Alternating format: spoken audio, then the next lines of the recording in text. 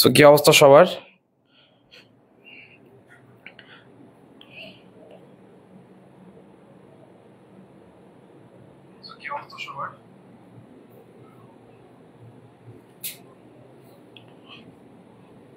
তোমরা যারা যারা লাইভটা দেখতে পাচ্ছ কমেন্টে জানাও এবং সাথে সাথে শেয়ার করো। আজকে অনেক গুরুত্বপূর্ণ একটা টপিক নিয়ে আলোচনা করা হবে। জলদি জলদি কমেন্ট করো, শেয়ার করো। তোমরা যারা অ্যাডমিশন পিপাসু আছো তারা সবাই শেয়ার করো, সবাইকে সুযোগ করে দাও ফ্রি লাইভ ক্লাস করার। ফুল ডিটেলসে ব্যাংক সমন্বয় বিবরণী আলোচনা করা হবে। সো সুযোগ মিস করিও না, তোমাদের বন্ধুদেরকেও সুযোগ করে দাও ক্লাসটি করার।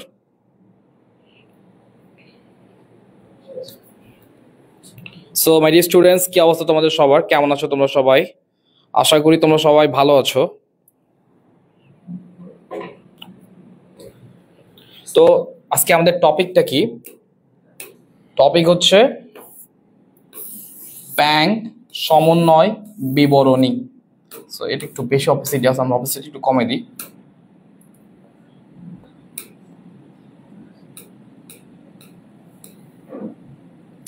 আমাদের টপিক কি? ব্যাংক সমন্বয় বিবরণী।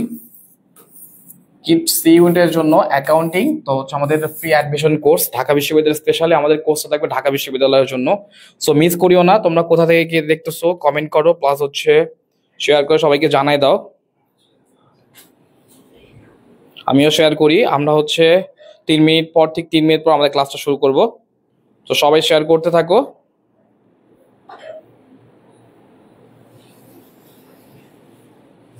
আমি দেখতেছি ইতিমধ্যে যে সবাই লাইভে জয়েন করতেছো। কে কোথা থেকে লাইভে জয়েন করতেছো সবাই কমেন্ট করো এবং লাইভটা শেয়ার করো। হ্যাঁ, আমরা কিন্তু ব্যাংক সমন্বয় বিবরণী আজকে হচ্ছে একেবারে ফুল ডিটেইলস আলোচনা করব।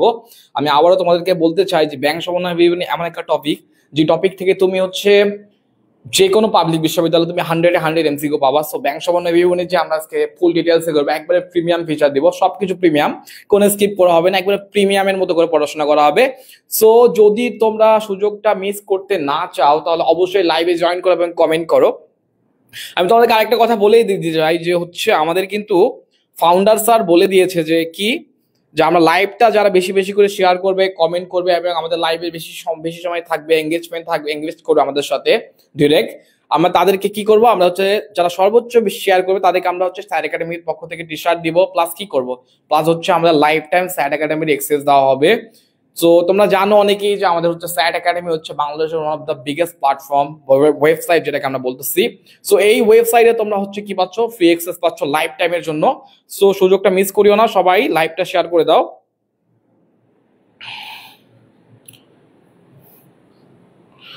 তো আমরা হচ্ছে লাইভটা কন্টিনিউ করব আর 2-1 মিনিট পর।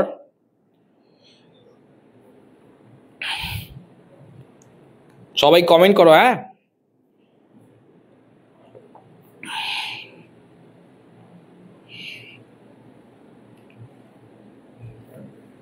কে কোথা থেকে দেখতেছো সেটাও জানাই দাও, কমেন্ট ফার্স্ট। হ্যাঁ, হারিয়া কমেন্ট করো যে কোথা থেকে দেখতেছো। আমি আবারও তোমাদেরকে বলতে চাই যে ব্যাংক সমন্বয় বিবরণী কিন্তু অনেক গুরুত্বপূর্ণ টপিক। তো আমরা আজকে আমাদের লাইভের শুরুতে আমরা দেখবো যে আমরা কি ক্লাস শেষ করছি এবং কোন ক্লাসগুলো ফিউচারে করব। তো অবশ্যই তোমাদের উচিত যে লাইভ ক্লাসটা সবার সাথে শেয়ার করে দাও, সবাইকে সুযোগ করে দাও, যেহেতু ফ্রি ক্লাস দিচ্ছি সবাই যেন এই সুবিধাটা পায়। তো আমরা তোমাদেরকে যে লাইভ ক্লাসগুলো ফ্রি দিচ্ছি, এই ক্লাসগুলো ফ্রি যদি তোমরা করো, আমি তোমাকে অ্যাকাউন্টিং এর একদম ফুল প্রিপারেশন করাই দিব।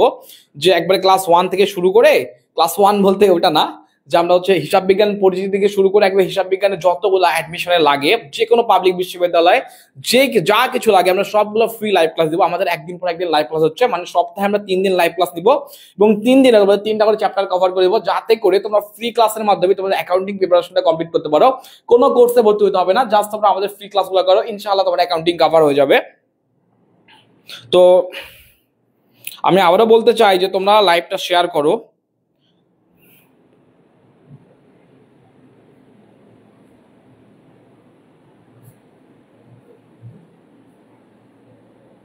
আমরা শুরু করবো। হ্যাঁ, লাইভ শুরু করে দেবো আর 1 মিনিটের মধ্যে আমরা লাইভটা শুরু করে দেবো। So hurry up guys, join করো। আমি দেখতে পাচ্ছি যে আমাদের সাথে অনেকেই লাইভে যুক্ত হচ্ছে। সো আমরা শুরু করব। Just just a minute. আমি এটা ঘোরাঘুরি কেন করতেছি, আমি কিন্তু লাইভটা শেয়ার করতেছি। হ্যাঁ, তো আমি তোমরা যারা যারা পাচ্ছ তোমাদের ইয়া থেকে লাইভটা শেয়ার করে দাও ইনশাআল্লাহ।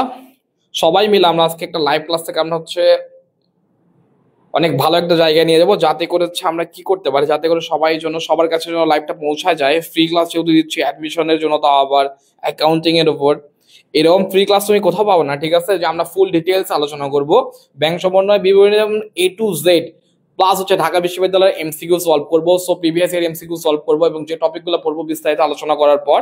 তো অবশ্যই তোমাদের এই সুবিধাটা সবাইকে দেওয়া উচিত, সবার সাথে শেয়ার করে দাও। তোমাদের যতগুলো বন্ধু আছে যারা অ্যাডমিশন নিয়ে টেনশনে আছে বা চিন্তিত আছে, তাদের সবার সাথে শেয়ার করো। এবং আমি আবারও বলতে চাই যে যারা যারা লাইভটা যারা বেশি করে লাইভ শেয়ার করবে এবং শেয়ার লিখে ডান লিখে দাও, তাদেরকে আমরা স্যার একাডেমির টি শার্ট দিব। ওয়ালাইকুম আসসালাম সুমি, আলহামদুলিল্লাহ ভালো আছি, তুমি কেমন আছো?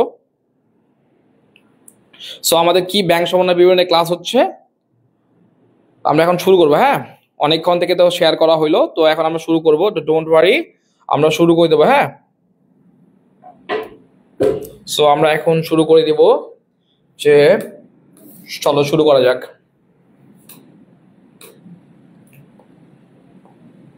লাল দিয়ে শুরু, হ্যাঁ লাল কালি নেই। তো আমাদের কি free live class for admission, free live class for admission C unit accounting. কি টপিক হচ্ছে আমাদের ব্যাংক সমন্বয় বিবরণী। তো আমার নাম কি, আমার নাম অনেকেই তোমরা জানো, আবার অনেকে জানো না, সো বলে দিই। আমার নাম হচ্ছে মোহাম্মদ জামিউল ইসলাম, আমি পড়াশোনা করছি রাজশাহী ইউনিভার্সিটি মার্কেটিং ডিপার্টমেন্টে। ওকে, তো চলো আমরা লাইভটা শুরু করে দেই। টপিক হচ্ছে আমাদের ব্যাংক সমন্বয় বিবরণী। তো দেখো আমাদের টপিকটা কি, টপিক হচ্ছে ফ্রি লাইভ ক্লাস। আমরা কি করতেছি দেখো, যে তোমাদেরকে টপিক দিচ্ছে কি হিসাব বিজ্ঞান পরিচিতি, হিসাব সমীকরণ ও লেনদেন বিশ্লেষণ, রেওয়ামিল, সমন্বিত দাখিলা, সমন্বয় রেওয়ামিল, তারপর ব্যাংক সমন্বয় বিবরণী, স্থায়ী ও অস্পর্শনীয় সম্পত্তি, প্রাকৃতিক সম্পত্তি, দেন আর্থিক বিশ্লেষণ। এই যে 7টা টপিক আছে না, 7টা টপিক থেকে 7টা এমসিকিউ ঢাকা বিশ্ববিদ্যালয়, গুচ্ছ অধিভুক্ত বিশ্ববিদ্যালয়, রাজশাহী বিশ্ববিদ্যালয়, সবগুলো পাবলিক বিশ্ববিদ্যালয় যেখানে অ্যাকাউন্টিং আছে, এই 7টা টপিক থেকে must must must must MCQ আছে। তুমি এই টপিকটা স্কিপ করতেই পারবে না। সো আমরা কিন্তু কি করছি দেখো, হিসাব বিজ্ঞান পরিচিতি, হিসাব সমীকরণ, রেওয়ামিল, এই 3টা লাইভ ক্লাস কিন্তু আমরা অলরেডি নিয়ে ফেলছি। তো তোমরা যারা যারা মিস করছো, আমাদের পেজে কিন্তু লাইভ রেকর্ডেড ভিডিও রয়েছে, তোমরা দেখে নাও। ওকে, আমরা এখন কি করবো, আজকে ব্যাংক সমন্বয় বিবরণী, সমন্বয় দাখিলা ও সমন্বিত রেওয়ামিল। এটা একটু কঠিন টপিক, একটু কঠিন, তো আমরা এটা একটু পরে করবো। হ্যাঁ, এটা করা হয়নি। তো কি বললাম দেখো, হিসাব বিজ্ঞান পরিচিতি, হিসাব সমীকরণ ও লেনদেন বিশ্লেষণ, রেওয়ামিল, আমরা আজকে ব্যাংক সমন্বয় বিবরণী করবো। ওকে, এরপর করবো স্থায়ী ও অস্পর্শনীয় সম্পত্তি বা প্রাকৃতিক সম্পত্তি, আর্থিক বিবরণী বিশ্লেষণ। তো আমি তোমাদেরকে বললাম যে আমাদের এই 7টা টপিক আছে, এই 7টা টপিক আমরা আগে করতেছি কেন জানো, কারণ এই টপিক থেকে তুমি এমসিকিউ মিস পাবাই না। ঢাকা বিশ্ববিদ্যালয়ে যে 7টা টপিক রয়েছে না, এই 7টা টপিক থেকে মাস্ট 5টা এমসিকিউ তুমি কমন পাচ্ছ, মাস্ট 5টা না 4টা পাবাই।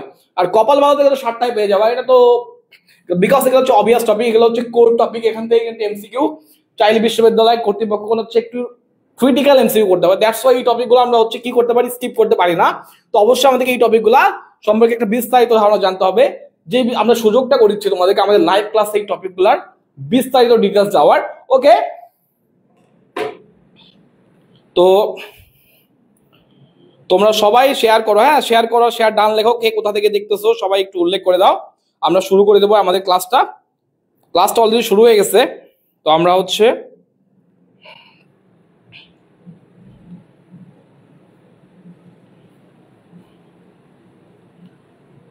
ওকে, তো চলো, তো শেয়ার যারা যারা করতেছো তারা শেয়ার ডান লিখে দাও। ঠিক আছে, চলো আমরা শুরু করি আমাদের ব্যাংক সমন্বয় বিবরণী।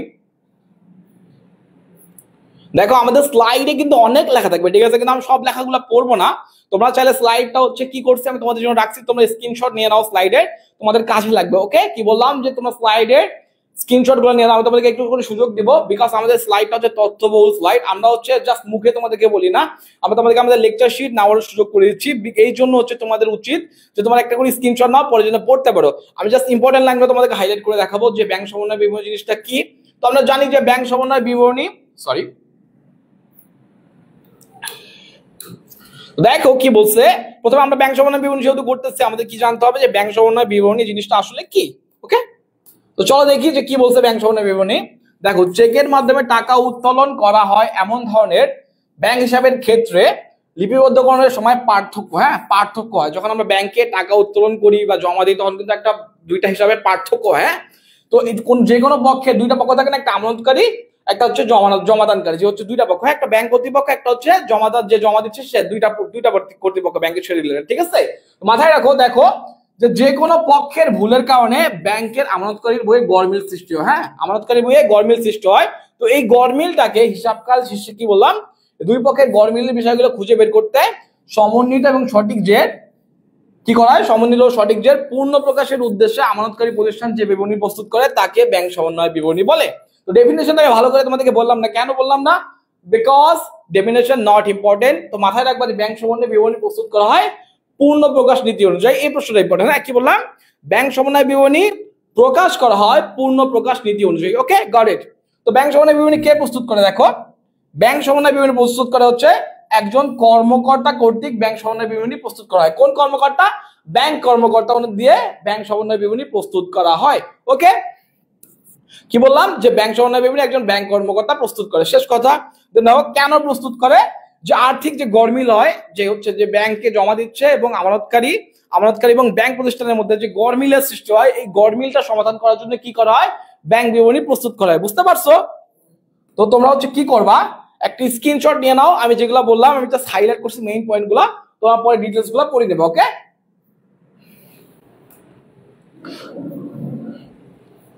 তো দেখো কি বলছে, যে কিভাবে ব্যাংক সমন্বয় বিবরণী প্রস্তুত করা হয়। আমি কিন্তু আমাদের স্লাইডে যে কথাগুলো রাখছি এগুলো কিন্তু সবগুলো তোমাকে পড়তে হবে নিজে থেকেই। আমি জাস্ট তোমাকে হচ্ছে মেইন লাইনগুলো পড়াবো, যে দেখো কিভাবে প্রস্তুত করা হয়। দায়িত্বপ্রাপ্ত কর্মকর্তা ব্যাংক কর্তৃক প্রস্তুতকৃত পাস বই বা ব্যাংক বিবরণী কি বলছে, পাস বই বা ব্যাংক বিবরণী দুইটা সেম জিনিস। হ্যাঁ, এটাকে আমরা কি বলছি, পাস বই বা ব্যাংক বিবরণী এবং আমানতকারীর প্রতিষ্ঠান কর্তৃক প্রস্তুতকৃত নগদান বইয়ের মধ্যে গরমিলের বিষয়গুলো খুঁজে বের করার সমন্বিত সঠিক ও পূর্ণ প্রকাশের উদ্দেশ্যে ব্যাংক সমন্বয় বিবরণী প্রস্তুত করেন। বুঝলা এই জিনিসটা বড়, যে দায়িত্বপ্রাপ্ত কর্মকর্তা ব্যাংক কর্তৃক প্রস্তুতকৃত পাস বই বা ব্যাংক বিবরণী এবং আমানতকারী প্রতিষ্ঠান কর্তৃক প্রস্তুতকৃত নগদান বইয়ের মধ্যে গরমিলের বিষয়গুলো খুঁজে বের করার জন্যই সমন্বিত সঠিক যে নির্ণয় ও পূর্ণ প্রকাশের উদ্দেশ্যে ব্যাংক সমন্বয় বিবরণী প্রস্তুত করেন। বুঝতে পারছো যে আমি যেটা সোজা কথা, এত কথা বলার দরকার নেই, যে আমি বললাম যে ব্যাংক বিবরণী হচ্ছে ব্যাংকের যে হচ্ছে আমানতকারী যে টাকা ব্যাংকে জমা দিচ্ছে এবং ব্যাংক কর্তৃপক্ষের মধ্যে যে লেনদেন গুলো হচ্ছে, এই লেনদেন গুলো যদি গরমিল সৃষ্টি হয়, যে গরমিল গুলো সমাধান করার জন্য ব্যাংক বিবরণী প্রস্তুত করা হয়ে থাকে। জাস্ট এটা মেইন কথা। তো স্লাইডটা তোমরা একটু একটা চাইলে স্ক্রিনশট নিতে পারো, তোমাদের কাজে লাগবে। ওকে, তো চলো আমরা হচ্ছে কি করব, যে এখন আমরা জানবো হচ্ছে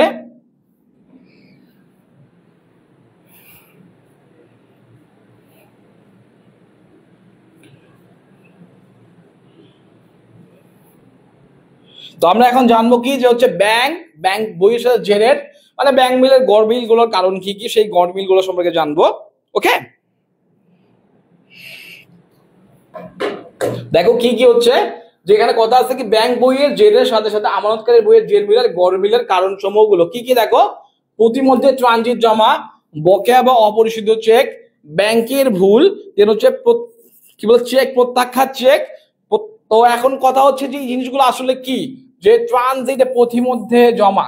তো প্রতিমধ্যে জমাটা কি, যে তুমি মনে করো হচ্ছে কাউকে ব্যাংকের চেক জমা দেওয়ার জন্য, টাকা জমা দেওয়ার জন্য কাউকে চেক লিখছো, সেই চেকটা এখন পর্যন্ত ব্যাংকে উপস্থাপিত হয় নাই, যেটাকে আমরা বলছি প্রতিমধ্যে চেক। দেন কি বলতেছি, যে বকেয়া বা অপরিশোধিত চেক মানে হচ্ছে কি, তুমি তোমার পাওনাদারকে কি করছো, একটা চেক লিখে দিচ্ছ, ঠিক আছে, চেক লিখে তুমি কি করছো, তোমার বই থেকে বাদ দিয়ে দিচ্ছ, বাট পাওনাদার এখনো ব্যাংকে কি করেনি, সেই চেকটা উপস্থাপন করে নেই, সেটাকে আমরা বলতেছি বকেয়া বা অপরিশোধিত চেক। তারপর দেখো ব্যাংকের ভুল, আমানতকারী বইতে সঠিকভাবে লিপিবদ্ধ হয়েছে কিন্তু ব্যাংকের বইতে সঠিকভাবে লিপিবদ্ধ করা হয়নি। সেটা কি বললাম, যে ব্যাংকের ভুল, মনে করো তুমি হচ্ছে ব্যাংকে জমা দিয়েছো কত টাকা, 5,000 টাকা, তুমি তোমার আমানতকারী বইয়ে সঠিক লেখা হয়েছে, বাট ব্যাংক কি করছে 5,000 টাকার জায়গায় 500 টাকা লিখে দিয়েছে। এটা কিসে, ব্যাংকের ভুল। তো ব্যাংকের এরকম ভুল হইতে পারে, আমানতকারীরও ভুল হইতে পারে, যে আমানতকারী লিখছে হচ্ছে কত 5,000 টাকা জমা দিয়েছে কিন্তু লিখছে আর বইতে ভুল করে 500 টাকা। তো আমানতকারীরও ভুল হইতে পারে, আবার ব্যাংকেরও ভুল হইতে পারে। ওকে, তারপর দেখো কি বলছে, প্রত্যাখ্যাত চেক মানে হচ্ছে তোমার অ্যাকাউন্টে যখন পর্যাপ্ত পরিমাণ টাকা দেখবে না, তখন কিন্তু ব্যাংক তোমার চেকটা প্রত্যাখ্যান করবে। সাপোজ মনে করো তোমার অ্যাকাউন্টে কত আছে, অ্যাকাউন্টে আছে 50,000 টাকা, ওকে, তুমি একজন কি করছো, একজন হচ্ছে তুমি হচ্ছে ব্যাংক থেকে উঠাই নেবা। তো ব্যাংক কাছে জানবো একটু পর, জাস্ট আমি তোমাকে সামারিটা বললাম। দেখো কি বলছে যে আমানতকারীর বইয়ে লিখিত বা লিপিবদ্ধ না হয়ে সরাসরি ব্যাংকে সংগঠিত লেনদেন সমূহ, মানে আমানতকারী বইতে লিপিবদ্ধ হয় না, অনেক সময় কিন্তু ব্যাংক ডিরেক্ট কাজ করে, কিছু কাজগুলো ডিরেক্ট করে, যার ফলে কিন্তু হচ্ছে মানে ব্যাংক হিসাবে হচ্ছে পাস বই এবং হচ্ছে আমানতকারীর বইয়ের মধ্যে কিন্তু একটা হচ্ছে কি হয়, নগদান বই এবং ব্যাংক বিবরণীর মধ্যে কিন্তু একটা গরমিলের সৃষ্টি হয়। মানে ব্যাংক কিছু কাজ ডিরেক্ট করে, দ্যাটস ওয়াই আমাদের কি হয় যে হচ্ছে আমানতকারীর বইয়ে মানে নগদান বই এবং ব্যাংক বিবরণীর মধ্যে কিছু গরমিলের সৃষ্টি হয়। তো দেখো কি বলছে, প্রদেয় বিলের মূল্য ব্যাংক কর্তৃক পরিশোধ, মানে প্রদেয় বিলের টাকা ব্যাংক ডিরেক্ট পরিশোধ করছে, তো এটা হচ্ছে আমানতকারী বইয়ের সাথে গরমিল হওয়ার সম্ভাবনা থাকে। তারপর যে প্রাপ্য বিলের মূল্য ব্যাংক কর্তৃক আদায়, দেন হচ্ছে আমানতকারীর প্রতিনিধি হয়ে ব্যাংক কর্তৃত্ব প্রদান, দেনাদার কর্তৃক সরাসরি ব্যাংকে জমা দান, চেক প্রিন্টিং চার্জ সহ যে কোনো ধরনের সার্ভিস চার্জ এবং ব্যাংক জমার উপর অর্জিত সুদ।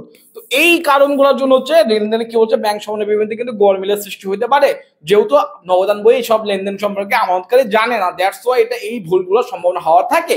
ওকে, তো তোমরা যারা হচ্ছে অ্যাকাউন্টিং যারা তোমাদের ছিল, তো অবশ্যই তোমরা এই জিনিসগুলো জানো যে আসলে এই জিনিসগুলো কেমন ভাবে কেমনে কি, যেহেতু তোমরা অ্যাডমিশনের প্রিপারেশন নিচ্ছ, তো অবশ্যই তোমাকে এই কনসেপ্টগুলো সম্পর্কে একটা বেসিক ক্লিয়ার ধারণা থাকতে হবে।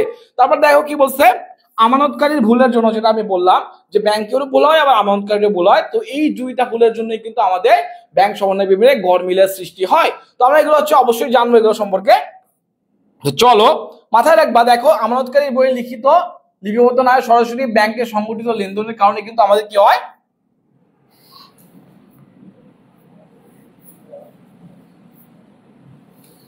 আবার বলে হ্যাঁ কাটে গেছিল। তো দেখো কি বললাম যে আমানতকারীর বইয়ের লিখিত লিপিবদ্ধ না হয় সরাসরি ব্যাংকের লেনদেন সংগঠিতের জন্য কিন্তু আমাদের ব্যাংক সমন্বয় বিবরণীতে গরমিল সৃষ্টি হয়। তো এগুলো হচ্ছে এই রিজন গুলা, তো একটা স্ক্রিনশট নিয়ে নাও। এবং দেখো আমানতকারীরও কিন্তু ভুল হয়, দ্যাটস ওয়াই আমাদের ব্যাংক সমন্বয় বিবরণীতে গরমিলের সৃষ্টি হতে পারে। তো এই জিনিসগুলো দেখো আমরা দেখবো এখন, হ্যাঁ ওয়ান বাই ওয়ান ডিটেলসে দেখবো।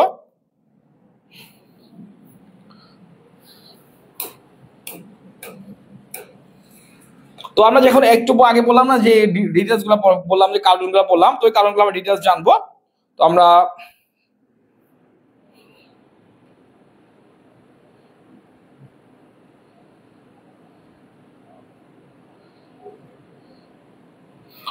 লাইভটা তোমরা শেয়ার করো, হ্যাঁ লাইভটা শেয়ার করো, মিস করিও না, লাইভটা সুযোগ করে দাও সবাইকে।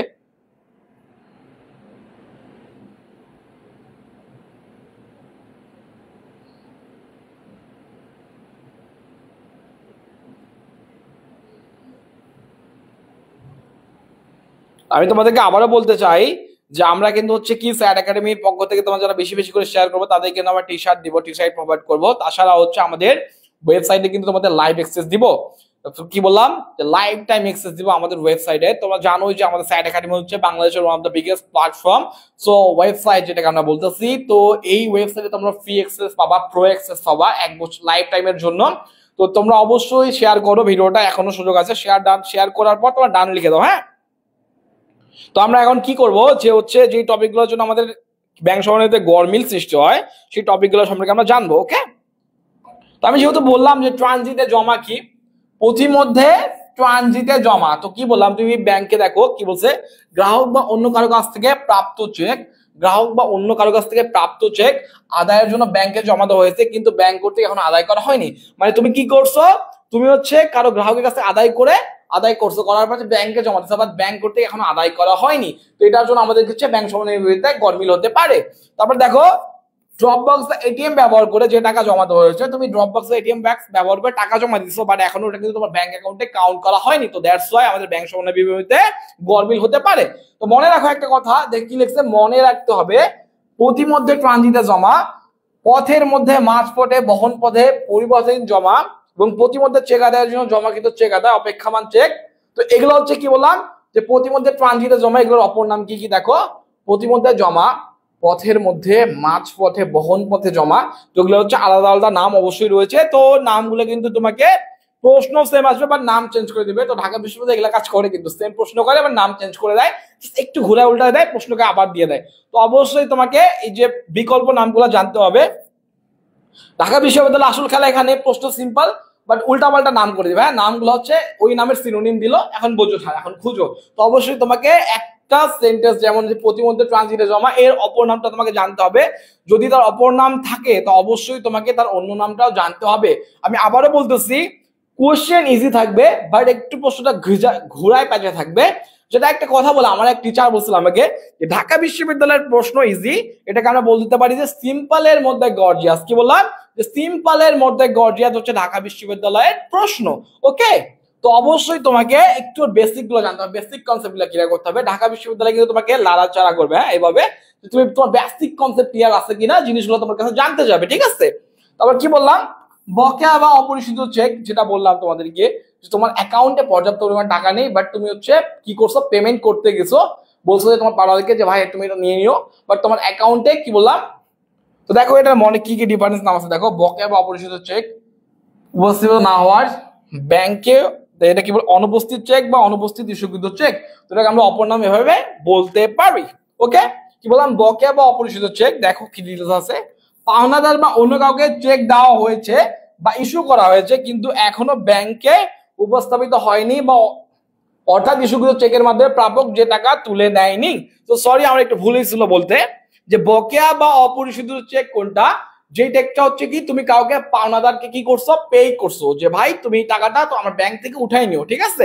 মনে করো তোমার হচ্ছে পাওনাদার ছিল 5,000 টাকা, তুমি তাকে চেক দিচ্ছ যে ভাইয়া তুমি হচ্ছে এই টাকাটা উঠাই নিও, বাট কি হয়েছে, পাওনাদার এখনো সেই টাকাটা ব্যাংকে চেকটা উপস্থাপন করে নেই। তো এটাকে আমরা বলতেছি বকেয়া বা অপরিশোধিত চেক। তুমি কি করবা দেখো, আমি তোমাকে কনসেপ্টটা ক্লিয়ার করে দিই, যে প্রতিমধ্যে বা ট্রানজিট জমা এবং বকেয়া বা অপরিশোধিত চেক কি। সো দেখো, তুমি যেহেতু ব্যাংকে তোমার নগদান বইয়ের কাজ কি, যখন ট্রানজিটে বা প্রতিমধ্যে জমা হয়, এই চেকের কাজ কি, যে মনে করো তুমি টাকাটা ব্যাংকে তোমার জমা দিচ্ছ, জমা দেওয়ার জন্য কাজটা করছো, যে ভাই আমার ব্যাংকে টাকাটা জমা করে দিও, বাট ব্যাংকে এখনো টাকাটা জমা হয়নি, প্রতিমধ্যে রয়েছে, কোনো কারণে জমা হয়নি, বাট নগদান বই কি করছো, তুমি প্লাস করে দাও এই কাজটা। হ্যাঁ, আর এটা কি বলছো দেখো, বকেয়া বা অপরিশোধিত চেক কি করো, যে তুমি হচ্ছে একটা পাওনাদারকে টাকা পে করছো, যে ভাইয়া আমি তো কাজ করছি, আমার হচ্ছে তুমি টাকাটা তোমাকে দিলাম, তুমি ব্যাংকের চেকটা উঠাই নিও। তো কি করে পাওনাদারটা, কি করে পাওনাদার এখনো চেক এখনো ব্যাংকে বর্তমানে উপস্থাপন করেনি, দ্যাটস আমরা কি বলতেছি এটাকে বকেয়া বা অপরিশোধিত চেক, যেটা আমরা হচ্ছে নগদান বই থেকে মাইনাস করি। তো আশা করি বুঝতে পারছো তোমরা। ওকে, তো আমি কি বললাম দেখো, বকেয়া বা অপরিশোধিত চেক ব্যাংকে উপস্থাপিত না হওয়া পর্যন্ত ব্যাংকে অনুপস্থিত বা কি বলছি, অনুপস্থাপিত বা অনুপস্থিত ইস্যুকৃত চেক বলা হয়ে থাকে। তো এই জিনিসটা মাথায় রাখবো। ওকে,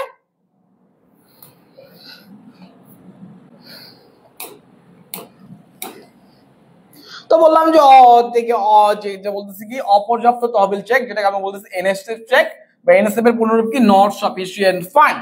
এনএসএফ এর পুনরূপ কি নট সাফিসিয়েন্ট ফান্ড, এটা কিন্তু মাথায় রাখবে। তারপর কি বললাম, অপর্যাপ্ত তহবিল। তো ব্যাংকে তুমি, আমি যেটা বলছি আগে, যে এনএসএফ চেকটা কি, মনে করো মানে তোমার হচ্ছে অ্যাকাউন্টে পর্যাপ্ত টাকা নেই, এই জন্য ব্যাংক তোমার টাকাটা পরিশোধ করতে পারবে। তুমি একজনকে দিচ্ছ, পাওনাদারকে বলছো ভাই তুমি 20,000 টাকা উঠাই নিও, 20,000 টাকা চেক লিখে দিচ্ছ, বাট তোমার অ্যাকাউন্টে পর্যাপ্ত টাকা নেই। তো আমরা কি বলবো, অপর্যাপ্ত তহবিলের জন্য ব্যাংকটা আমাদের চেক রিফিউজ করে দিবে, সেটাকে আমরা বলতেছি এনএসএফ বা নট সাফিসিয়েন্ট ফান্ড। ওকে, বা অপর্যাপ্ত তহবিল চেক, ঠিক আছে? তো bank memo, bank memo definition তোমরা দেখে নিও। দেখো ব্যাংক মেমো দুই প্রকার, একটা হচ্ছে ডেবিট মেমো, একটা হচ্ছে ক্রেডিট মেমো। তো মেমোরেন্ডামের সংক্ষিপ্ত রূপ কি হলো, মেমো। কি বললাম, যে ব্যাংক মেমো দুই প্রকার, ডেবিট মেমোরেন্ডাম, ক্রেডিট মেমোরেন্ডাম, যেটা আমরা মেমো বলতে পারি, মেমোরেন্ডামের সংক্ষিপ্ত ফর্ম আমরা বলতে পারি মেমো। মাথা থাকবে। তো চলো আমরা এটা সম্পর্কে জানি।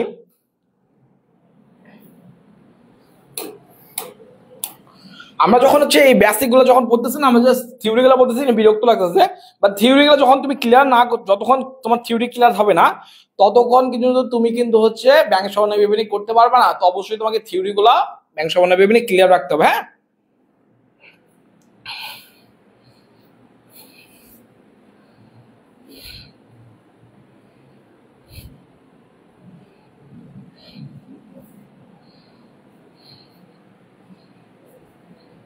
তো আমরা চলো এখন হচ্ছে কি করব, ব্যাংক ডেবিট মেমোরেন্ডাম এবং ক্রেডিট মেমোরেন্ডাম সম্পর্কে কিছু জানবো।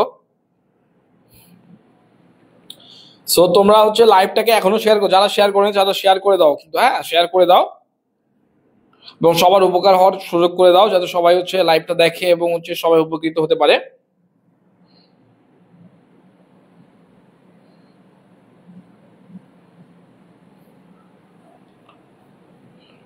ওয়ালাইকুম আসসালাম রায়হান বিশাল, তুমি কেমন আছো?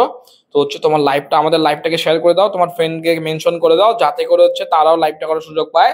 আমরা এখন ডেবিট মেমোরেন্ডাম এবং ক্রেডিট মেমোরেন্ডাম সম্পর্কে জানবো, কারণ এখান থেকে কিন্তু ঢাকা বিশ্ববিদ্যালয়ের প্রশ্ন করে।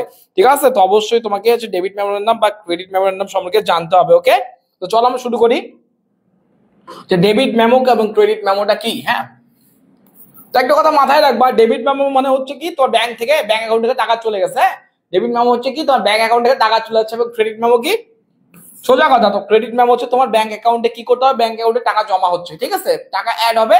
ডেবিট মেমো মানে হচ্ছে কি তোমার অ্যাকাউন্ট থেকে টাকা মাইনাস করতে হবে, মানে মাইনাসের কাজ করতে হবে। এবং ক্রেডিট মেমো হচ্ছে তোমার অ্যাকাউন্টে টাকা প্লাস করতে হবে। তো এইটা জাস্ট একটা সিম্পল কনসেপ্ট মাথায় রাখো, সিম্পল কনসেপ্ট। ওকে, তবে ডেফিনেশন দেখবো। দেখো, আদায়ের জন্য ব্যাংকে জমাকৃত চেক প্রত্যাখ্যাত হলে, আদায়ের জন্য ব্যাংকে জমাকৃত চেক প্রত্যাখ্যাত হলে এবং আমানতকারীর বইয়ে লিপিবদ্ধ না হয়ে সরাসরি ব্যাংকে ডেবিটকৃত হলে সেটাকে আমরা বলতেছি ডেবিট মেমোরেন্ডাম বলা হয়। তো দেখো, ডেবিট মেমোরেন্ডাম গুলো কি?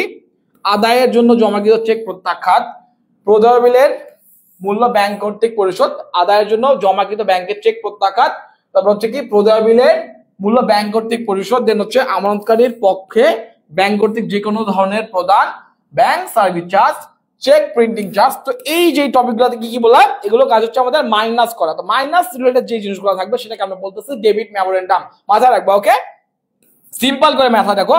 তারপর দেখো, আমানতকারীর বইয়ে লিপিবদ্ধ না হয়ে সরাসরি ব্যাংক বইয়ে ক্রেডিট, ব্যাংক বইয়ে ক্রেডিট বা কি বলছে, বিষয়গুলো আমানতকারীকে জানানোর জন্য ব্যাংক কর্তৃক যেসব মেমো প্রস্তুত করা হয় তাদেরকে আমরা বলতেছি ক্রেডিট মেমো বা ক্রেডিট মেমোরেন্ডাম। তো ডেফিনেশনটা অবশ্যই আমাদেরকে জানা লাগবে না, এমসিকিউ যেহেতু অ্যাডমিশন এমসিকিউ আসে। তো ডেফিনেশনটা আমরা কি করব? তো ডেফিনেশনটা আমি তোমাকে বললাম যে সোজা ডেফিনেশন মনে রাখবা। ক্রেডিট মেমোরেন্ডাম মানে হচ্ছে আমাদেরকে কি করতে হবে, আমাদের ব্যাংক বিবরণী হচ্ছে প্লাসের কাজগুলোকে আমরা বলতেছি ক্রেডিট মেমোরেন্ডাম, এবং ডেবিট মেমোরেন্ডামকে মাইনাসের কাজগুলোকে আমরা বলতেছি ডেবিট মেমোরেন্ডাম। সিম্পল কথা, শেষ। ওকে, তো দেখো ডেবিট ক্রেডিট মেমোরেন্ডাম গুলো কি? প্রাপ্য বিলের মূল্য ব্যাংক কর্তৃক আদায়, দেনাদার কর্তৃক সরাসরি ব্যাংকে জমা, তারপর কি বলছে ব্যাংক জমার উপর অর্জিত সুদ ইত্যাদি। তো আমি তোমাকে বলি যে এই যে এক্সাম্পল গুলো বললাম না, তো এক্সাম্পল গুলো হচ্ছে মোস্ট ইম্পর্টেন্ট। হ্যাঁ, যে স্টার দেওয়া আছে, দেখো কতগুলো স্টার দেওয়া আছে। তো অবশ্যই এই যে এক্সাম্পল গুলো তোমাকে জানতে হবে ডেবিট মেমোরেন্ডাম এবং ক্রেডিট মেমোরেন্ডামের এক্সাম্পল তুমি জানবা, তাহলেই তোমার হয়ে যাবে, এগুলো ডেফিনেশন জানতে হবে না। ওকে, বুঝতে পারছো? তো দেখো এখানে দুইটা জিনিস ইম্পর্টেন্ট আছে। কি বলছে দেখো, আদায়ের জন্য চেক প্রত্যাখ্যাত। হ্যাঁ, এটা হচ্ছে কি, এটা হচ্ছে আমাদের ডেবিট মেমোরেন্ডাম। এটা মাথায় রাখো, এটা একটা ইউনিক। হ্যাঁ, এই যে এইটা এক্সাম্পলটা একটা ইউনিক, তো এটা মাথায় রাখো। আদায়ের জন্য কি বললাম, আদায়ের জন্য ব্যাংকে জমাকৃত চেক প্রত্যাখ্যাত মানে তুমি কি করছো, তুমি হচ্ছে ব্যাংকে টাকা দিছো, ব্যাংকে টাকা দিয়ে কি করছো, যে তুমি ব্যাংকে টাকা জমা দিছো, জমা দেওয়ার পর কিছু সেই চেকটা প্রত্যাখ্যাত দিছো, তো অবশ্যই তোমাকে মাইনাস করতে হবে। তো এটাই হচ্ছে আমাদের, এটা একটু ইউনিক ডেবিট মেমোরেন্ডামের মধ্যে। বাকিগুলো কিন্তু সেম। দেখো, প্রদেয় বিলের ব্যাংক কর্তৃক পরিশোধ, মানে প্রদেয় বিলের কাজটা ব্যাংক কর্তৃক পরিশোধ করছে। তারপর আমানতকারীর পক্ষে যে কোনো ধরনের প্রদান, bank service charge, cheque printing charge ইত্যাদি, এগুলো হচ্ছে আমাদের মাইনাস করতে হবে অবশ্যই মাস থেকে। ইজিলি বুঝতে পারতেছি। জাস্ট আদায়ের জন্য ব্যাংকে জমাকৃত চেক প্রত্যাখ্যাত, এই জিনিসটা একটু ইউনিক মনে হচ্ছে। ওকে, তারপর দেখো ক্রেডিট মেমোর মধ্যে কি কি আছে? প্রাপ্য বিলের মূল্য ব্যাংক কর্তৃক আদায়, এটা সোজা বোঝা যাচ্ছে যে আমাদের প্লাস করা লাগবে। দেনাদার কর্তৃক সরাসরি ব্যাংকে জমা দান, এটাও প্লাস করা লাগবে, বিকজ দেনাদার যেহেতু আমাদের অ্যাকাউন্টে টাকা জমা দিয়েছে, তার মানে আমাদেরকে প্লাস করতে হবে। তারপর দেখো কি বলছে, ব্যাংক জমার উপর অর্জিত সুদ। তো তুমি ব্যাংকে টাকা জমা রাখছো, সেটার উপর কি সুদ পাইছো, তো অবশ্যই এটা আমাদেরকে প্লাস করতে হবে। ক্রেডিট মেমোর এক্সাম্পল গুলো সোজা, ডেবিট মেমোর এক্সাম্পল গুলো সোজা। জাস্ট কি বললাম, আদায়ের জন্য ব্যাংকে জমাকৃত চেক প্রত্যাখ্যাত, এটা একটু ডিফারেন্স, তো এটা মাথায় রাখলে হয়ে যাবে। ওকে, তো আশা করি বুঝতে পারছো। তো ডেবিট মেমোরেন্ডাম এবং ক্রেডিট মেমোরেন্ডামের একটা স্ক্রিনশট নিয়ে রাখো, কাজে লাগবে। ওকে, চলো দেখি নেক্সট কি বলছে।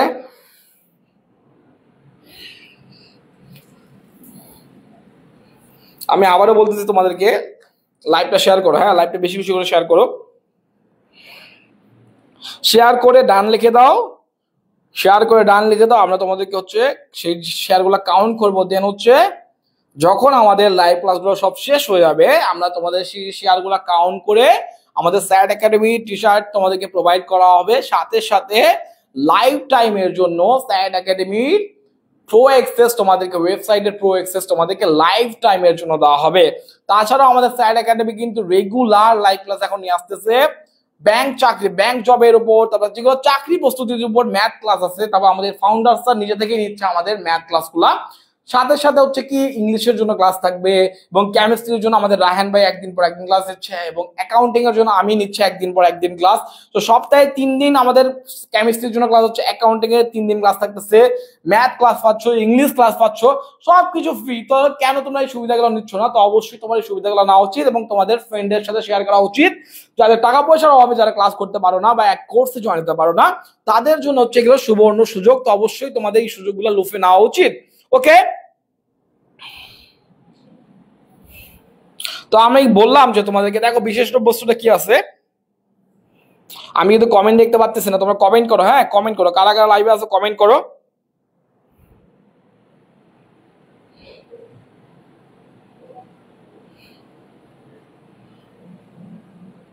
হ্যাঁ রাহান, আমিও ভালো আছি।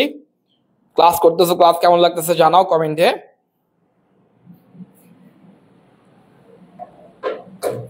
সো দেখো কি বললাম যে ব্যাংক সমন্বয় বিবরণী, এখানে বিশেষ বস্তু কি? বিশেষ দ্রব্যস্ত যে ব্যাংক সমন্বয় বিবরণী আর্থিক বিবরণীর অংশ নয়। মাথায় রাখবা যে আসতে পারে যে ব্যাংক সমন্বয় বিবরণী আর্থিক বিবরণীর অংশ, তো ব্যাংক সমন্বয় বিবরণী আর্থিক বিবরণীর অংশ নয়, এটি প্রস্তুত বাধ্যতামূলক নয়। কি বললাম? ব্যাংক সমন্বয় বিবরণী প্রস্তুত বাধ্যতামূলক নয়, পূর্ণ প্রকাশ নীতি অনুযায়ী এটি প্রস্তুত করা হয়। মাথায় রাখবা ব্যাংক সমন্বয় বিবরণী কোন নীতি অনুযায়ী প্রস্তুত করা হয়? পূর্ণ প্রকাশ নীতি অনুযায়ী। তো এটা কিন্তু অনেক জায়গায় আসছে, প্লাস হচ্ছে কি তুমি এসএসসি তেও এইচএসসি তেও কিন্তু তুমি এই প্রশ্নটা পাইছো, দেখবা যে বোর্ড এক্সামে এই প্রশ্নটা আসছে। তো মাথায় রাখবা কি বললাম, ব্যাংক সমন্বয় বিবরণী পূর্ণ প্রকাশ নীতি অনুযায়ী প্রকাশ করা হয়, এটি আর্থিক বিবরণীর অংশ নয়, এটি হচ্ছে প্রস্তুত করা বাধ্যতামূলক নয়। মাথায় থাকবে। তারপর দেখো কি, সাধারণত মাসিক হিসাবকাল শেষে বা প্রতি মাসে ব্যাংক সমন্বয় বিবরণী প্রস্তুত করা হয়। মাথায় থাকবে। তো এখানে লাইনটা ছোট হইলেও কিন্তু অনেক বেশি গুরুত্বপূর্ণ। কি বললাম? ব্যাংক সমন্বয় বিবরণী আর্থিক বিবরণীর অংশ নয়, এটি তৈরি করা বাধ্যতামূলক নয়, এবং এটি প্রস্তুত করা হয় পূর্ণ প্রকাশ নীতি অনুযায়ী, এবং হচ্ছে কি প্রতি মাসের শেষে আমাদের ব্যাংক সমন্বয় বিবরণী প্রস্তুত করা হয়। মাথায় থাকবে। তো শেষ, এই হচ্ছে কথা। আমরা আস্তে আস্তে হচ্ছে কঠিনের দিকে যাচ্ছে, আমরা আস্তে আস্তে একটু ম্যাথ সম্পর্কে যাবো আর সবকিছু জানবো। So don't worry.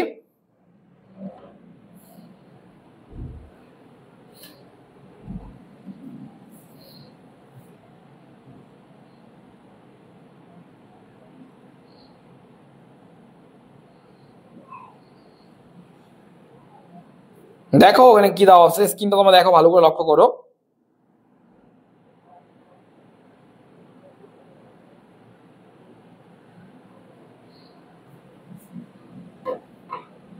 সো দেখো কি বলছে যে আধুনিক হিসাব বিজ্ঞানে ব্যাংক ও আমানতকারী, আধুনিক হিসাব ব্যাংক ও আমানতকারী উভয় পক্ষের সমন্বয়ের প্রয়োজন হয়। ব্যাংক ও আমানতকারী দুজনের সমন্বয় আমাদের অবশ্যই প্রয়োজন আছে। যেহেতু আমরা ব্যাংক সমন্বয় বিবরণী কালেক্ট করতে চাই, অবশ্যই আমাদের আমানতকারী এবং ব্যাংকের দুইটা হিসাবে সমন্বয় করতে হবে। তো কি বলছে দেখো, উভয় পক্ষ সমন্বয়ের পদ্ধতিকে সমন্বিত জের পদ্ধতি বলা হয়। তো আমরা হচ্ছে জাস্ট এখানে কিন্তু কোনো পড়ার বিষয় না, আমরা জাস্ট জানার জন্য বলতেছি যেটাকে আমরা কি বলতেছি, সমন্বিত বা সঠিক জের নির্ণয় পদ্ধতি বা ব্যাংক সমন্বয় বিবরণী, এটাকে আমরা বলতেছি। দেখো উচ্চ মাধ্যমিক পর্যায়ে এটাকে আমরা দ্বৈত জের বলতাম। হ্যাঁ, দ্বৈত জের পদ্ধতি বলতাম। ব্যাংক সমন্বয় বিবরণী কি, আমরা যেটা দ্বৈত জের আধুনিক নিয়মে আমরা কি করি, দ্বৈত জেরটা তৈরি করি। তো এইটাকে মানানসই না, এই নামটা মানানসই না এবং ব্যবহার করা বাঞ্ছনীয় নয়। অন্যদিকে দেখো ব্যাংক সমন্বয় বিবরণী সনাতন একটি পদ্ধতি হলো এক পক্ষের জের থেকে অপর পক্ষের জের নির্ণয় পদ্ধতি বা একক জের, যেটাকে আমরা বলতেছি।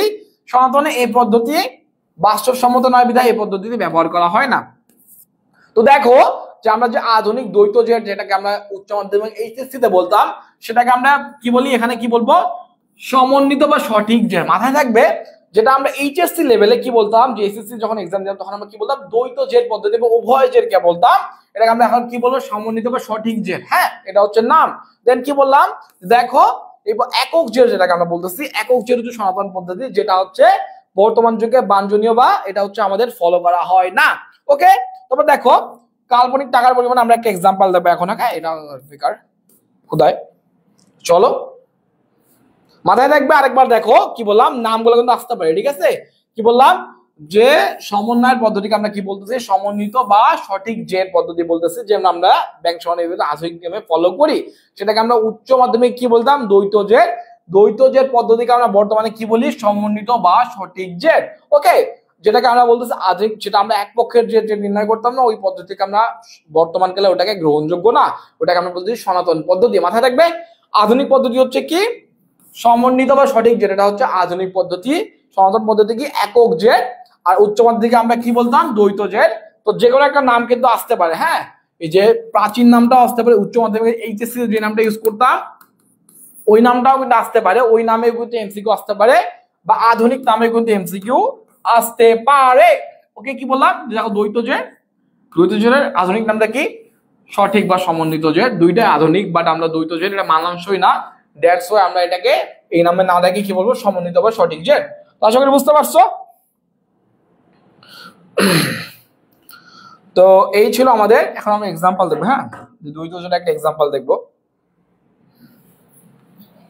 তো দেখো দ্বৈত জেড আমরা জানি যে এক পেজে করতে হয়, যেহেতু আমরা হচ্ছে আমাদের স্লাইডে বড় করে রাখছি, তো আমরা এক পেজে না করে দুই পেজে করছি। হ্যাঁ এটা হচ্ছে কি বললাম যে ব্যাংক বিবরণীর এক সাইড, আর একটা হচ্ছে দেখো আরেকটা দেখাই তোমাদেরকে নগদান বই এক সাইড। হ্যাঁ এটা হচ্ছে নগদান বিবরণী একটা এক সাইড, নগদান বই একটা এক সাইড, আর এটা ব্যাংক বিবরণীর এক সাইড। ঠিক আছে, উপরে টাইটেল থাকবে, এক সাইডে থাকবে আমাদের, এক সাইডে থাকবে আমাদের ব্যাংক বিবরণী, আর অন্য সাইডে থাকবে আমাদের নগদান বই। ঠিক আছে, দেখো ব্যাংক বইয়ের অসমন্বিত জের, হ্যাঁ কি বললাম কত টাকা, এই জিরোটা এখানে হবে না, এটা হচ্ছে ৭৯,০০০ টাকা। ঠিক আছে, কি বললাম ব্যাংক বিবরণী বা পাস বই অনুযায়ী অসমন্বিত জের। তো দেখো কত আসছে ৭৯,০০০ টাকা। দেন প্রতিবদ্ধ বা ট্রানজিটে জমা, যেটা দেখো ৭,০০০ টাকা। ব্যাংকের ভুল ২,০০০ টাকা, তাহলে আমাদের কত আসছে ৯,০০০। দেন বকেয়া বা অপরিশোধিত চেক ১,০০০ টাকা। এমন কোন ভুল যার ফলে ব্যাংকের জের বেশি দেখানো হয়েছে, ৪,০০০ টাকা মাইনাস করলাম, তাহলে কত আসছে ৮৪,০০০ টাকা। ঠিক আছে, আমি তোমাকে একটু পরে বোঝাচ্ছি জিনিসটা কি আসলে। আগে আমরা দেখো লেনদেন গুলো দেখো, দুই সাইডে আমাদের কি মিলাতে হবে ৮৪,০০০ টাকা মিলাইতে হবে। দেখো দুই সাইডে কিন্তু ৮৪,০০০ টাকা মিলে গেছে। ঠিক আছে, তো কি বললাম দেখো অসমন্বিত জের ছিল ৮২,০০০ টাকা। দেন হচ্ছে ক্রেডিট মেমো সমূহ যোগ করছি, দেন হচ্ছে আমানতকারীর ভুল যোগ করছি, করার পর হচ্ছে ৭,০০০ টাকা হয়েছে। ঠিক আছে, এবং বিয়োগ কাজগুলো কি ডেবিট মেমো গুলো বিয়োগ করা লাগবে, আমানতকারীর ভুল যার ফলে বেশি দেখানো হয়েছে এটা হচ্ছে আমাদের বিয়োগ করে অ্যান্সার আমরা ৮৪,০০০ টাকা মিলাইতে হবে। ওকে, তো একটা কথা মাথায় রাখবা, যেহেতু আমরা দ্বৈত জেড করছি এইচএসসি লেভেলে, তো আমি তোমাকে ম্যাথ শেখাবো না, আমরা যদি এমসিকিউ করতেছি। একটা কথা মাথায় রাখবা, দ্বৈত জেড করার সময় যার যেটা কাজ তাকেই সেটা করতে হবে। মাথায় রাখবা কি বললাম, যার যেটা ভুল তাকেই করতে হবে। ঠিক আছে, তো আমি তোমাকে বোঝাবো এখন যে কিভাবে কার কোনটা ভুল, কি এটা কি বলতেছেন আমি তো বুঝতেছি না, তো আমি তোমাকে বোঝাই। দেখো ঠিক আছে, তো দেখো আমি তোমাকে বলি যে মনে করো আমি আমি হচ্ছে, তুমি হচ্ছে ব্যাংক, তোমরা যারা লাইভ করতেছো তোমরা হচ্ছে ব্যাংক, আর আমি হচ্ছে কি, আমি হচ্ছে নগদান বই। ঠিক আছে, কি বললাম যে তোমরা ব্যাংক বই, আমি নগদান বই। ঠিক আছে, মাথায় রাখো। এখন দেখো কি বলছে, প্রতিমধ্যে বা ট্রানজিটে জমা। ঠিক আছে, প্রতিমধ্যে বা ট্রানজিটে জমা, আমি কি, আমি হচ্ছে নগদান বই, তোমরা হচ্ছে ব্যাংক। ঠিক আছে, তো তোমরা কি করছো, আমি হচ্ছে ব্যাংক, সরি আমি নগদান বই, তোমরা হচ্ছে ব্যাংক। তো প্রতিমধ্যে ট্রানজিটে জমা আমার কাজ কি, আমি কিন্তু আমার কাজ করে বলছি। প্রতিমধ্যে বা ট্রানজিটে জমা কি, আমি আমার কাজটা করার ফলে আমি কিন্তু আমার অ্যাকাউন্টে মাইনাস করছি, বাট ব্যাংকে কি করছে, ব্যাংকে কিন্তু এখনো মাইনাস হয়নি, কি প্লাস হয়নি। কি বললাম, প্রতিমধ্যে বা ট্রানজিটে জমা, আমি টাকাটা জমা দিছি, জমা দিয়ে আমি কাজ করে ফেলছি, আমার কাছে আমি প্লাস করে ফেলছি, বাট তোমরা কি করছো, তোমরা কিন্তু এখনো প্লাস করে, তার মানে এটা তোমাদের ভুল, তোমাকেই যোগ করতে হবে। বুঝতে পারছো, তোমাদের ভুল তোমাকেই করতে হবে, আমার কাছে আমি করব, আমার কাছে আমি করবো, তোমাদের কাছে তুমি করবে, শেষ, কোনো কথা নাই। ঠিক আছে, তারপর দেখো এটা দেখো কি বলতো, ব্যাংকে এমন করে ভুল, ব্যাংকে ভুল করছে, ব্যাংকে আমি প্লাস করতে ভুল করছি, ৫,০০০ টাকা জায়গায় ৪,০০০ টাকা লিখছি, সরি ঠিক আছে না, ৫,০০০ টাকা জায়গায় ৪,০০০ টাকা লিখছি, তাহলে কি করতে হবে, আমাকে ১,০০০ টাকা যোগ করতে হবে। মানে ব্যাংকের ভুল মানে তোমাদের ভুল, মানে তোমাকেই ঠিক করতে হবে। ঠিক আছে, তোমাকে প্লাস করতে হলে প্লাস করতে হবে, মাইনাস করতে হলে মাইনাস করতে হবে। দ্বৈত জের এটাই থিওরি। কি বললাম যে আমার কাজটা আমি করছি, আমার কাজে যদি কোনো ভুল থাকে আমাকে ঠিক করতে হবে, তোমার কাজে তুমি যদি কোনো ব্যর্থতা থাকে তোমাকে ঠিক করতে হবে। এটাই হচ্ছে আমাদের দ্বৈত জেরের মূল থিওরি। ওকে, বুঝতে পারছো? তো দেখো কি বলছে, বকেয়া বা অপরিশোধিত চেক। আমি কি করছি, বকেয়া বা অপরিশোধিত চেক কি, আমি কিন্তু আমার সাইড থেকে টাকা দিয়ে দিচ্ছি, এখন পাওনাদার সেটাকে পেইড করছে, ওই দেখাইছে কি না করছে ওটা ওর ব্যাপার, তো অবশ্যই আমার কাছে আমি করছি, মানে আমি মাইনাস করছি। এখন তোমার বাকি যে কাজটা আছে বকেয়া বা অপরিশোধিত চেক, চেকটা উপস্থাপন করলে অবশ্যই তোমাকে মাইনাস করতে হবে। যখন তোমার কাজটা হয়ে যাবে তখন তোমাকে যেটা কাজ মাইনাস করে দিতে হবে। তো কি বললাম আবার শোনো, যে বকেয়া বা অপরিশোধিত চেক, আমি আমার পাওনাদারকে কি করছি, পাওনাদারকে টাকা দিয়েছি, টাকা দেওয়ার ফলে আমি ওটা মাইনাস করেছি, অলরেডি আমার মাইনাস, আমার কাজ করা শেষ। এখন পাওনাদার কি করছে, পাওনাদার কিন্তু এখনো বকেয়া করেনি, মানে ব্যাংকে উপস্থাপন করেনি, সো এটা ব্যাংকে উপস্থাপন করলে অবশ্যই মাইনাস হবে। তো তোমার কাছে তোমাকেই করতে হবে, তোমাকে মাইনাস করতে হবে। তবে আবার বলে দেখো ব্যাংকের ভুল যার কারণে হচ্ছে কম বেশি দেখানো হয়, সেম জিনিস। তো কি বললাম যে কম বেশি দেখানোর কারণে যেটা হবে, বেশি দেখাইলে তোমাকে মাইনাস করতে হবে, কম দেখাইলে প্লাস করতে হবে। ব্যাংকের কাজ তোমাদের কাজ তোমাকেই করতে হবে, বুঝতে পারছো? তো এই ছিল আমাদের শর্ট টেকনিক। তবে দেখো এটা কি বলছে, তো ক্রেডিট মেমো দেখো এখন এখন হচ্ছে আমার কাজ, হ্যাঁ তোমাদের কাজ শেষ। তো ক্রেডিট মেমো কি হচ্ছে দেখো, অসম্মানিত যেহেতু আছে এটা কোনো দেখা, এটা তো অবশ্যই প্রশ্নই থাকে। তো ক্রেডিট মেমো, তো তোমরা কি করছো দেখো, তোমরা কিন্তু ব্যাংক, আমি হচ্ছে নগদ আনবই, ঠিক আছে, ব্যাংক কি করছে আমার প্রাপ্য বিলের টাকা আদায় করছে, তারপর দেখো দেনাদার কিন্তু সরাসরি জমাতে নিচ্ছে, অর্জিত সুদ হয়েছে, ঠিক আছে। তিনটা কাজ ব্যাংক কিন্তু তোমরা কিন্তু করে ফেলছো, করে ফেলে অ্যাকাউন্টে জমা করছো। এখন আমার কাজ কি, আমার কাজ হচ্ছে এগুলো যোগ করা। যোগ করে দিলাম, অবশ্যই তো আমাকে যোগ করতে হবে, যখন আমি সমন্বয় করবো তখন অবশ্যই তো আমাকে যোগ করতে হবে। তো আমার কাজটা আমাকেই করতে হচ্ছে, তোমাদের কাছে তোমরা করে ফেলছো, এখন আমার কাজ করতে হবে। তারপর দেখো কি বলছে, আমানতকারী এমন করে ভুল যার ফলে আমানতকারীর বইয়ে যে কম দেখানো হয়েছে। মানে আমি কি করছি, মানে আমি আমার গাফিলতির কারণে আমার অ্যাকাউন্টে 5,000 টাকা ছিল, আমি 3,000 লিখে দিচ্ছি। তো ভুল যেহেতু করছে আমাকে তো অবশ্যই আরো 2,000 টাকা প্লাস করা লাগবে, এটাই কাজ। কি বললাম যে আমানতকারীর ভুলের কারণে আমানতকারীর বইয়ে যে কম দেখানো হয়েছে, তার মানে কি হয়েছে, আমি ভুল করছি, আমার 5,000 টাকা অ্যাকাউন্টে লেখার কথা ছিল, আমি 3,000 লিখছি, তাহলে কি করবো, আমাকে আরো 2,000 টাকা লিখতে হবে, সেটাই কথা। তারপরে ডেবিট নামো, তোমরা কি করছো, প্রত্যাখ্যাত চেক, ব্যাংক সার্ভিস চার্জ এবং ব্যাংক কর্তৃক প্রদেয় বিল পরিশোধ, মানে তোমরা কি করছো, তোমরা হচ্ছে প্রদেয় বিল দিয়ে তোমাদের কাজ করছো, কাজ করে টাকাগুলো পেইড করেছো। এখন কি করতে হবে, তোমরা তো মাইনাস করে ফেলছো অলরেডি, ব্যাংক অলরেডি মাইনাস করছো, তোমরা কি, তোমরা ব্যাংক, তোমরা অলরেডি কাজ করো মাইনাস করছো। এখন আমার কাজ কি, আমাকে মাইনাস করতে হবে, তো আমি মাইনাস করে দিলাম। কি বললাম, ব্যাংক সার্ভিস চার্জ, প্রত্যাখ্যাত চেক, অধিক বিল পরিশোধ, এগুলো হচ্ছে আমাকে মাইনাস করতে হবে, শেষ কথা। তবে আবার দেখো, আমানতকারী এমন করে ভুল যার ফলে আমানতকারীর বইয়ে বেশি দেখানো হয়েছে। তো আমি ভুল করছি, ভুল করে বেশি টাকা লিখে ফেলছি, ঠিক আছে। কি বললাম, আমি মনে করো আমি হচ্ছে কি করছি, 5,000 টাকা পেইড করা হয়েছিল, আমি 7,000 টাকা লিখেছি, তোমার ব্যাংক তোমরা পেইড করছো 5,000 টাকা, কিন্তু আমি ভুল করতে কি লিখছি, 7,000 টাকা লিখছি, অবশ্যই আমাকে মাইনাস করতে হবে, ওকে। এটা হচ্ছে কথা, সিম্পল কথা। তো এই ছিল আমাদের সিম্পল জিনিস। তো আশা করি তোমরা বুঝতে পারছো। যদি তোমাদের আরেকটু বুঝতে সমস্যা হয়, অবশ্যই লাইভটা যখন আমাদের শেষ হয়ে যাবে তখন আবার এই পার্টে এসে দেখবা, ইনশাল্লাহ ক্লিয়ার হয়ে যাবে, ওকে। চলো, তো এই যে একটা সিনারিও দেখো, পুরা অসময় ব্যাংক সমন্বয় বিবরণীর সোজা কথা, এলা বেশি কাহিনী না এখানে।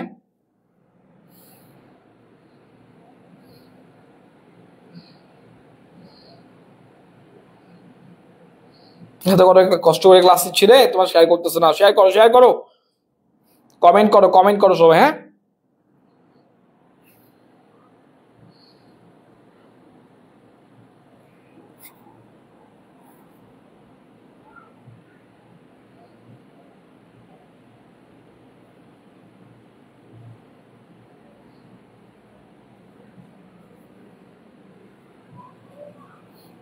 তো দেখো দ্বৈত জোটের আমাদের একটা ইয়া দেওয়া আছে, হ্যাঁ, দ্বৈত জোটের কি দেওয়া আছে, সম্পূর্ণ সম্পূর্ণ একটা সূত্র আছে, যেগুলো আমরা আলোচনা করা বক বক করলে তখন থেকে, ওই জিনিসগুলো আমাদের সূত্রে দেওয়া আছে, এই দ্বৈত জোটের সবগুলা এখানে উল্লেখ করা আছে। তো অবশ্যই তোমরা দেখতে দেখতে পারতেছো জিনিসগুলো আসলে কেমনে কি হচ্ছে।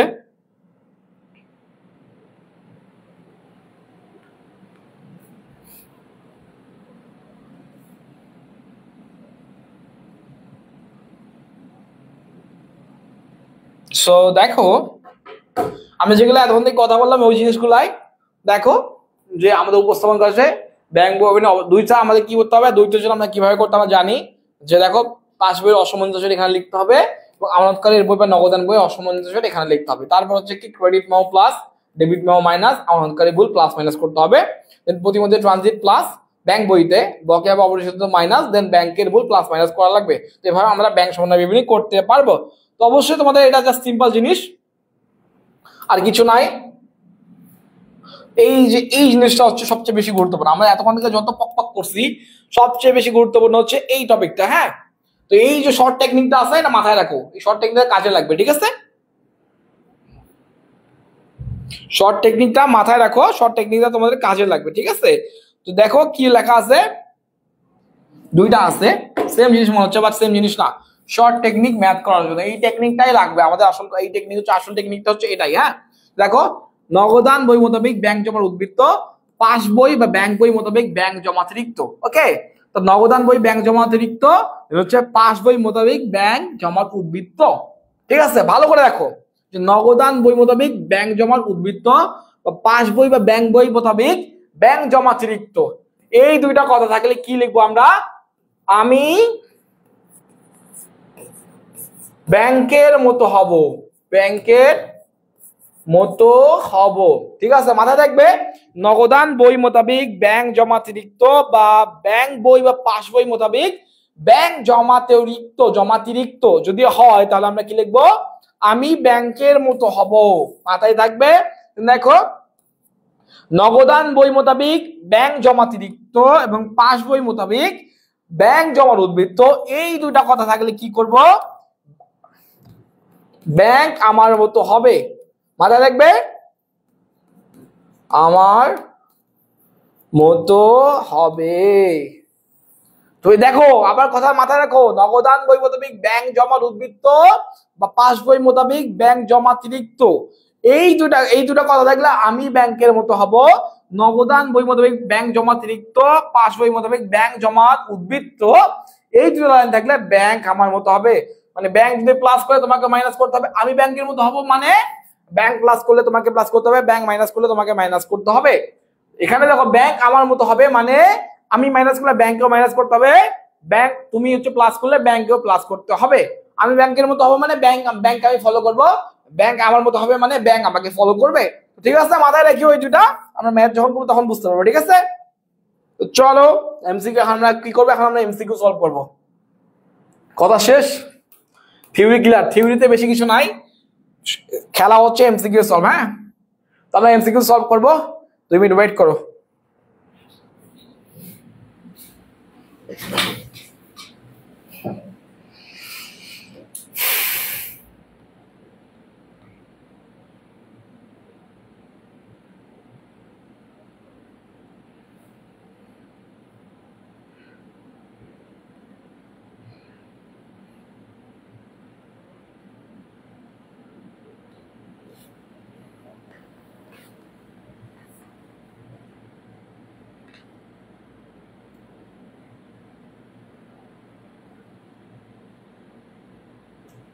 তোমরা এমসিকিউ দেখতে পাচ্তেছো, আমরা কিন্তু এখন ঢাকা বিশ্ববিদ্যালয়ে এমসিকিউ সলভ করবো। হ্যাঁ, তো যারা যারা এখন লাইভে যুক্ত আছো দেখো যে ভাইয়া কোথা থেকে দেখতেছো লাইভটাকে বলো, কমেন্ট করো। আমরা কিন্তু ঢাকা বিশ্ববিদ্যালয়ে এমসিকিউ সলভ করবো। হ্যাঁ, এগুলো হচ্ছে অনেক বেশি গুরুত্বপূর্ণ। তো এমসিকিউ সলভ করলে কিন্তু অনেকে থিওরি ক্লাস যারা যারা মিস করছো তারা কিন্তু এমসিকিউটাও যদি সলভ করো কাজে লাগবে। হ্যাঁ, তো এমসিকিউ গুলো দেখতে পাচ্তেছো, তো মিস করিও না, সুযোগটা মিস করিও না। ঠিক আছে, আমরা কিন্তু এমসিকিউটা দেখবো, সুযোগটা মিস করিও না, এখনো সময় আছে, শেয়ার করে দাও। আমি আবারও বলতেছি, যারা যারা বেশি শেয়ার করবে আমাদের লাইভটা তারা অবশ্যই আমাদের স্যার একাডেমি টি শার্ট পাবা। তাদের সাথে হচ্ছে আমাদের স্যার একাডেমির লাইফ টাইমের জন্য ওয়েবসাইটের অ্যাক্সেস পাচ্ছ, প্রো অ্যাক্সেস, যে অ্যাক্সেসের মাধ্যমে তোমরা হচ্ছে তোমাদের ভর্তি প্রস্তুতি, চাকরি প্রস্তুতি সবকিছুই তোমরা কমপ্লিট করতে পারবা।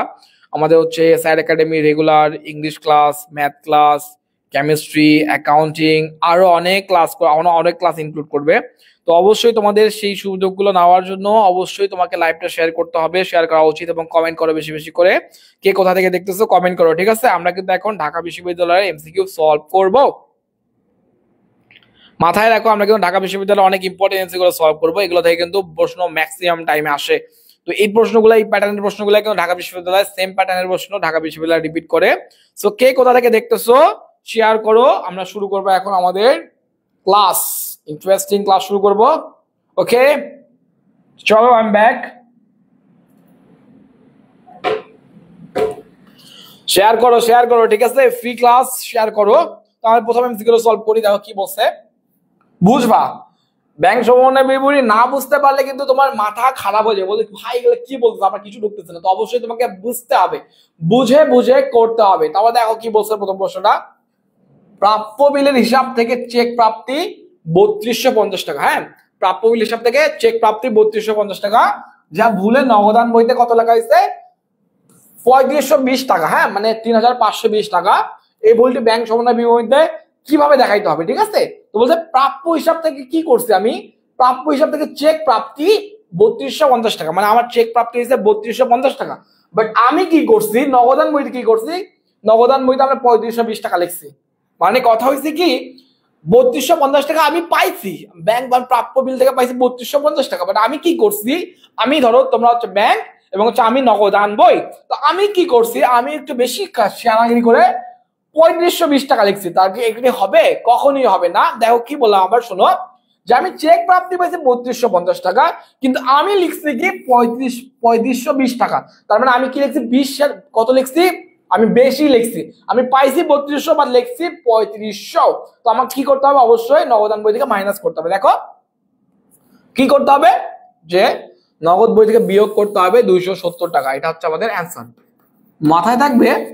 কি বললাম দেখো, যে আমি হচ্ছে কি প্রাপ্য বিল থেকে পাইছি 3250 টাকা, বাট আমি কি করছি নগদান বইয়ে 3520 টাকা লিখছি। তাহলে কি ভুল ঠিক হলো না? ভুল হলো, বেশি লিখছি না কম লিখছি? অবশ্যই বেশি লিখছি। বেশি যেহেতু লিখছি, আমাকে কি করতে হবে, ঠিক করার জন্য অবশ্যই নগদ বই থেকে 270 টাকা আমাদেরকে বিয়োগ করতে হবে, তাহলে আমাদের অ্যান্সার মিলে যাবে। ওকে দেখো, আবার দেখো পরেরটা দেখো। এটা কিন্তু ঢাকা বিশ্ববিদ্যালয় 21-22 সেশন আসছিল।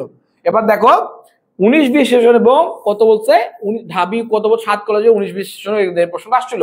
তো দেখো কি বলছে, পাওনাদারকে দেওয়া হয়েছে 3520 টাকা। পাওনাদারকে আমরা কি করলাম, 3520 টাকা দিলাম, এবং নগদান বইতে ভুলে কি হয়েছে 3250 টাকা লেখা হয়েছে। কি বললাম, যে পাওনাদারকে দিছি আমরা 3250 টাকা, বাট সরি, পাওনাদারকে আমরা দিছি 3520 টাকা। সেম প্রশ্ন কিন্তু আসছে, দেখো কিন্তু একটু ঘুরাই দিছে, জাস্ট একটু ঘুরাই দিছে। ঢাকা বিশ্ববিদ্যালয় এগুলা কাজই করে, একটু তোমাকে ঘুরায়, তোমাকে একটু নাড়াচাড়া করতেছে, যাতে তুমি দেখো তুমি বুঝতে পারো কিনা। এই প্রশ্নটা কিন্তু আগে আসছে, পরে এটা কিন্তু পরে আসছে, বাট এটাকে দেখো একটু কানটা ঘুরাই দিছে জাস্ট। কি বললাম, যে পাওনাদারকে দিছে হচ্ছে 3520 টাকা। তো আমি কি করছি দেখো, আমি নগদান বইতে 3250 টাকা লিখছি। তার মানে কি হয়েছে, ব্যাংক হচ্ছে 3520 টাকা পেইড করে দিয়েছে, ব্যাংক 3520 টাকা পেইড করছে, বাট আমি কি করছি, আমি 3250 টাকা আমি লিখছি। দ্যাটস আমাকে কি করতে হবে, আরো 300 টাকা আমাকে 270 টাকা মাইনাস করা লাগবে। তো কি বললাম, যে নগদ বইয়ের সাথে কি করতে হবে, নগদ বই থেকে 270 টাকা বিয়োগ করতে হবে। বুঝতে পারছো? সেম জিনিস উত্তর সেম, বাট হচ্ছে একটু ঘুরাই দিচ্ছে। দেখো এখানে কি বলছে, যে প্রাপ্য হিসাব থেকে প্রাপ্তি পাইছি 3250 টাকা। হ্যাঁ, 3250 টাকার জায়গায় আমি কি করছি, আমরা লিখছি অ্যাড করছি 3520 টাকা। তার মানে আমাকে হচ্ছে অবশ্যই বিয়োগ করতে হবে। নেক্সট দেখো, আমি পেইড করছি পাওনাদারকে, আমি পেইড করছি 3520 টাকা, বাট এখানে আমরা কি করছি, আমরা 3250 টাকা লিখছি। দ্যাটস আমাদেরকে আরো 270 টাকা বিয়োগ করতে হবে, তাহলে আমাদের ব্যাংক সমন্বয় বিবরণী মিলবে। তো আশা করি বুঝতে পারছো। তারপর এটা দেখো 3 নম্বরটা দেখো কি বলছে। আমি তোমাদেরকে আবারও বলি, যে ব্যাংক সমন্বয় বিবরণী করতে হলে অবশ্যই তোমাকে নিজেকে প্রশ্ন করতে হবে। তোমাকে দুইটা পক্ষ নির্ণয় করতে, একটা ব্যাংক পক্ষ, একটা হচ্ছে নগদান বই। দুইটা পক্ষ নির্ণয় করার পর তোমাকে জিজ্ঞাসা করতে হবে এবং বুঝতে হবে, ক্লিয়ার কনসেপ্ট রাখতে হবে, তাহলে তুমি ব্যাংক সমন্বয় বিবরণীর এমসিকিউ সলভ করতে পারবা। আমি আবারও বলি, যদি তুমি ঠান্ডা মাথায় ব্যাংক সমন্বয় বিবরণী কনসেপ্ট গুলো নিজেকে ব্রেনকে প্রশ্ন না করে কনসেপ্ট ক্লিয়ার না করো, তাহলে তুমি জীবনে ব্যাংক সমন্বয় বিবরণী করতে পারবে না। বিকজ দেখো দুইটা প্রশ্নই সেম, একটু ঘোরাই দিছে, তুমি কি ধরা খেয়ে যেতে পারো, যে ভাই আমি এটা পাচ্ছি না, এরা প্লাস করবো না বিয়োগ করবো। তো অবশ্যই তোমাকে একটু মাথা ঠান্ডা করে কনসেপ্টটা ক্লিয়ার করে ম্যাথ করা লাগবে। ওকে,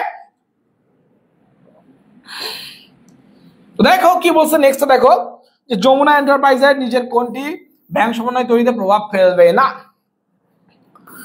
কোনটি দেখো, ব্যাংক কর্তৃক পরিশোধিত পাওনাদার ভাবে স্বীকৃত চেক কত 10,000 টাকা, পরিবর্তন জমাদিন চেক 2,000 টাকা, আমানতকারী বিল 2,000 টাকা, ব্যাংক সার্ভিস চার্জ 500 টাকা। হ্যাঁ, তো কোনটা ব্যাংক সমন্বয় বিবরণীতে প্রভাব ফেলবে না, ব্যাংক সমন্বয় বিবরণীতে কোনটা প্রভাব ফেলবে না? দেখো এই নাম্বারটা কি বলছে, আগে আমরা এর অ্যানসার না গেলে আপনার দেখি, আগে এগুলো এক্সপ্লেনেশন গুলো দেখি। যে ডি নাম্বারটা দেখি, ব্যাংক সার্ভিস চার্জ করছে 500 টাকা, ব্যাংক আমাকে না জেনেই হচ্ছে সার্ভিস চার্জ দিয়েছে, তার মানে এটা প্রভাব ফেলবে, এটা আমাদের অ্যানসার না। তারপর দেখো আমানতকারীর ভুল, আমানতকারী 2,000 টাকা ভুল লিখছে, তার মানে হয়েছে কি, তাহলে ব্যাংকের থেকে আমানতকারী অবশ্যই 2,000 টাকা বেশি বা কম দেখাবে, তার মানে এটাও আমাদের প্রভাব ফেলবে। তার মানে এটা আমাদের হচ্ছে কি, এটা আমাদের অ্যানসার হবে না। তারপর দেখো পরিবর্তন জমা চেক, যেটা আমরা ট্রানজিটে জমা, ট্রানজিটে জমা কি, আমি হচ্ছে টাকা আদায় কি করছি, টাকা জমা দিচ্ছি, বাট এখনো হচ্ছে কি টাকাটা ব্যাংকে জমা হয়নি। দ্যাটস ওয়াই এটা অবশ্যই ভুল করবে, প্রভাব ফেলবে। তারপর দেখো এটা কি বলছে, ব্যাংক কর্তৃক পরিশোধিত পাওনাদার বরাবর স্বীকৃত চেক, মানে আমি পাওনাদারকে ইস্যু করছি এবং ব্যাংক পরিশোধ করছে, তার মানে এটা অবশ্যই প্রভাব ফেলবে না। এটা হচ্ছে আমাদের অ্যানসার। আশা করি বুঝতে পারছো তোমরা, যেটা আমাদের অ্যানসার কিভাবে হচ্ছে, আমি পাওনাদারকে ইস্যু করছি, পাওনাদার কি করছে, পাওনাদার চেকটা পেড করছে, দ্যাটস ওয়াই এটা আমাদের হচ্ছে অ্যানসার। তো আমরা হচ্ছে 2 মিনিট ব্রেক নিব, লাইভটা থাকবো না চলাচল, বা 2 মিনিট ব্রেক নিব, আজান হচ্ছে যেহেতু।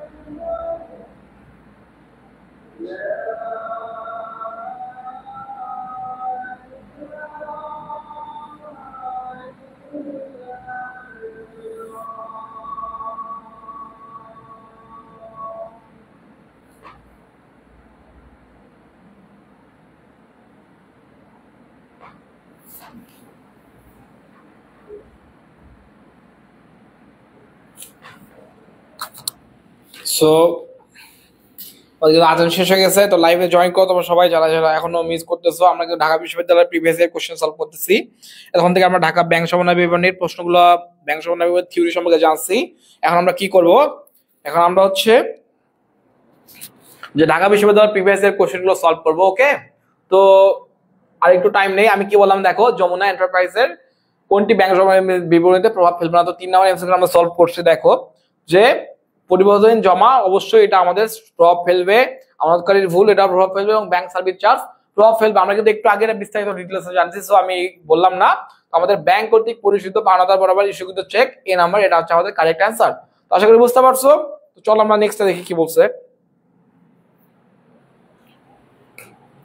তো 4 নাম্বারটা আমরা দেখবো। দেখো যে প্রশ্নটা কি বলছে, দেখো যে একটি চেক যা সঠিকভাবে ব্যাংক কর্তৃক লিখিত এবং পরিশোধিত হয়েছে। হ্যাঁ, একটি চেক যে সঠিকভাবে ব্যাংক কর্তৃক লিখিত এবং পরিশোধিত হয়েছে, কিন্তু দেখো 448 জায়গায় ভুলবশত কোম্পানি কর্তৃক 484 টাকা লিপিবদ্ধ হয়েছে।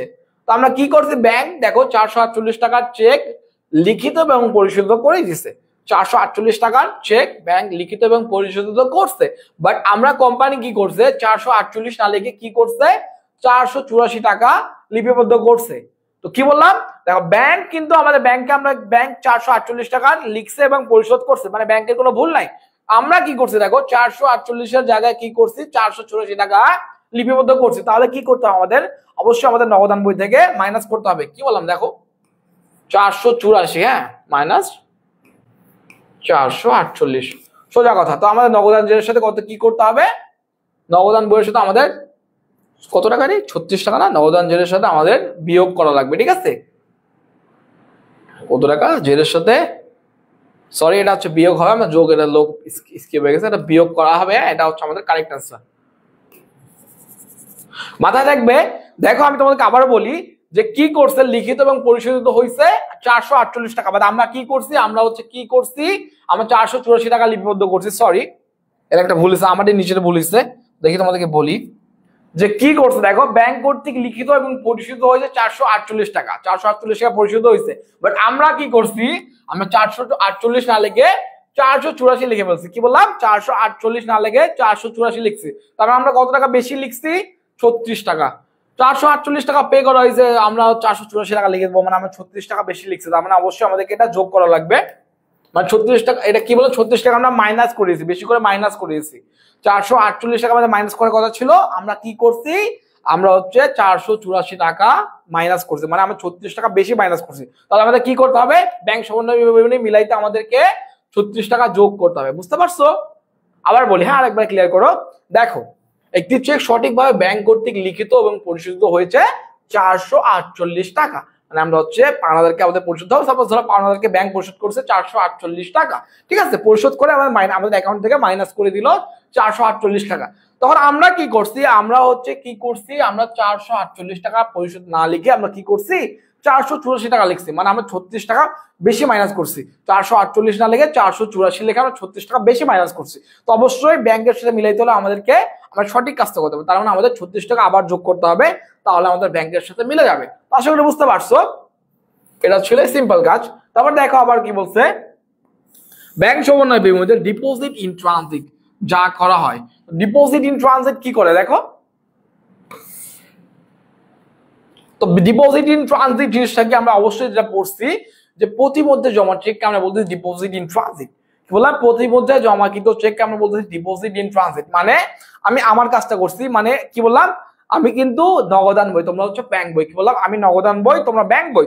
তো আমি আমার কাজটা কি করছি? ডিপোজিট ইন ট্রানজিট বা প্রতিমধ্যে যে জমাটা চেক, এটাকে আমরা কি করছি? আমি হচ্ছে ব্যাংকে দিছি, অর্ডার করছি। অর্ডার করার পর কি করছি? অর্ডার করার পর আমি আমার অ্যাকাউন্টে প্লাস করছি। তো এখন কি করবে? ব্যাংক তার অ্যাকাউন্টে প্লাস করবে। কি বললাম? ব্যাংক তার অ্যাকাউন্টে প্লাস করবে। তাহলে আনসার কি হবে? ব্যাংক বিবরণী ব্যালেন্স থেকে কি করতে হবে? যোগ করতে হবে। তো এইটা হচ্ছে আমাদের অ্যান্সার, যে ব্যাংক বিবরণী ব্যালেন্সের সাথে যোগ করতে হবে। এটা হচ্ছে আমাদের অ্যান্সার। তো বুঝতে পারছো? আমি আবারও বলি যে ডিপোজিট ইন ট্রানজিট কি? ডিপোজিট ইন ট্রানজিট হচ্ছে,